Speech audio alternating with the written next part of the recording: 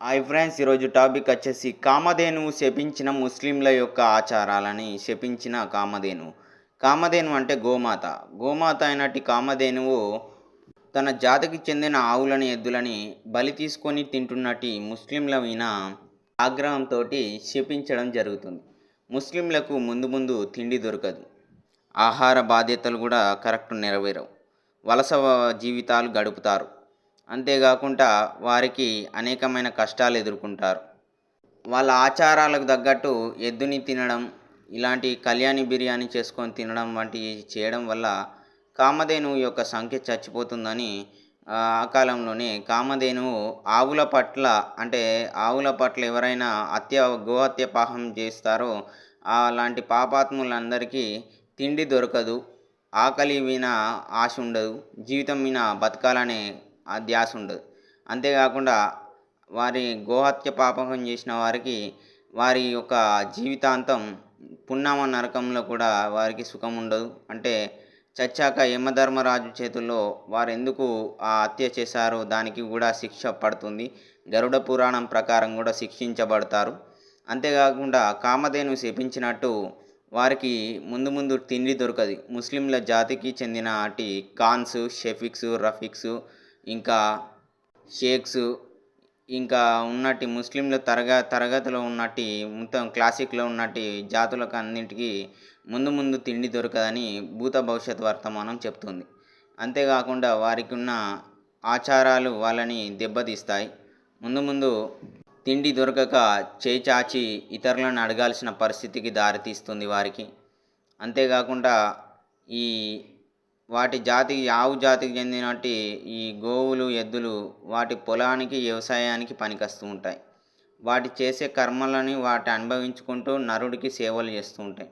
అలాంటి ఎంతో మంచి అయినట్టి ఎద్దులు, ఆవులని ఈ విధంగా హత్య చేసి తినడం వల్ల వారికి ఉన్నట్టి జీవితాంతం వారికి సుఖం అనేది ఉండదు. ఎప్పటికీ ఏదో ఒక బాధలు, రందులతోటే వారు సతమతం అవుతూ ఉంటారు. అంతేకాకుండా వారి జీవన విధానంలో కూడా మార్పు చేసుకోకపోతే భవిష్యత్తులో ముస్లింలకు తిండి దొరకడం కష్టమవుతుంది. అంతేకాకుండా గోహత్య పాపకం చేసిన వారికి చాలా వరకు కఠినమైన శిక్షలు ఉంటాయి, కఠినమైన శిక్షలు పడతాయి.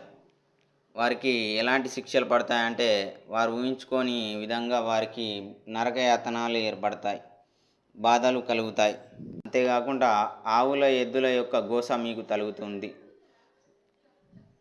వాళ్ళకు పుట్టే పిల్లలు కూడా డిసేబిలిటీస్, అజ్ఞానులు, అంటే మొత్తం విధవలు లెక్క పుడతారు, మంచిగా బతకరు, జీవితంలో పైకి రారు, అస్తవ్యస్త గతులకు దారితీస్తాయి. అంతేకాకుండా వారికి చాలా వరకు అంటువ్యాధులు కూడా వస్తాయి, నరకంగా బతుకుతారు. ఈ విధంగా ముస్లింలలో ఎవరైతే ఎద్దుని, ఆవుని చంపుకొని తింటారో వారికి శాపం ఉంటుందని శాస్త్రం చెప్తుంది. గోహత్య పాపకానికి లోనైన వారికి ఈ శాపం వర్తిస్తుందని పురాణంలో కూడా అక్కడక్కడ వినిపిస్తూ ఉంటాయి. సో నేను చెప్పేది ఏమిటంటే ఎద్దుని, గోమాతని హత్య చేసి తినద్దనేది చెప్తున్నాను. మీ ఇష్టం, మీరు ఎలాగైనా ఆచరించండి. మా ఆచారాలని మేము ఇలా మానుతామని అంటారు, కానీ జరిగేది ఎలాగైనా జరుగుతూ ఉంటుంది. భవిష్యత్తులో తిండి లేకుండా పోతారు గోహత్య పాపకం చేస్తే. అంతేకాకుండా వారికి మేమే ఒక ఎద్దుని చంపితే వచ్చిందా, మిగతా దేశాల్లో ఎన్ని చంపి తింటలేరు అంటే ఒక్కొక్క జీవికి ఒక్కొక్క శిక్ష పడుతుంది. చంపేదాన్ని బట్టి, తినేదాన్ని బట్టి దానికి సంబంధించిన శిక్షలు పడుతూ ఉంటాయి. అలా ఎవరు ఎలా శిక్షించబడతారు అనేది కామధేనువు అప్పుడే తమ జాతికి హాని కలిగించే వారికి తిండి లేకుండా పోవు అని శపించింది. అంతేకాకుండా గోమాతని దైవంగా పూజిస్తారు హిందూ ధర్మం ప్రకారం. అంతేకాకుండా ఎంతో విలువగా దానిని సాదుకుంటారు. అది పాలు ఇస్తుంది, వ్యవసాయంలో తోడ్పడుతుంది, అన్నిట్లలో అది ఒక కుటుంబంలో మిగిలినట్టు మెదులుతుంది.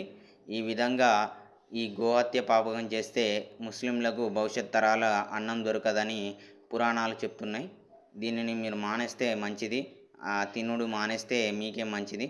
అలాగని మేము మానేయకపోతే మీకు చాలా కఠినమైన శిక్షలకు, గరుడ పురాణ శిక్షలు మీకు వినపడతాయి. ఈ విధంగా మీ భవిష్యత్తు కూడా తలకిందులు అవుతూ ఉంటుంది. మీకు పుట్టబోయే పిల్లలు కూడా అజ్ఞానులుగా భ్రష్టులుగా పుడుతుంటారని శాస్త్రం చెప్తుంది ఫ్రెండ్స్. ఇది ఫ్రెండ్స్ గోహత్య పాపకానికి జరిగే శిక్షలు. ఇది ఫ్రెండ్స్. Bye bye bye.